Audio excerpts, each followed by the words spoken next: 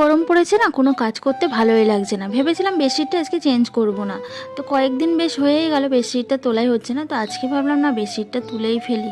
তুলে কাঁচা ধোয়া একটা বেডশিট পেতে দিলাম আর ঘরটা গুছিয়ে নিলাম। আর যে বেডশিটটা তুলেছিলাম সেটা সার্ফে ভিজিয়ে রেখে দিলাম। তারপরে চলে এলাম ঘর ঝাড় দিতে। তো ঘরটার মধ্যে আমার দুষ্টুটা এত জিনিসপত্র ছড়িয়ে রাখে, ঝাড় দিতে দিতে আমার অনেকটাই সময় লেগে যায়।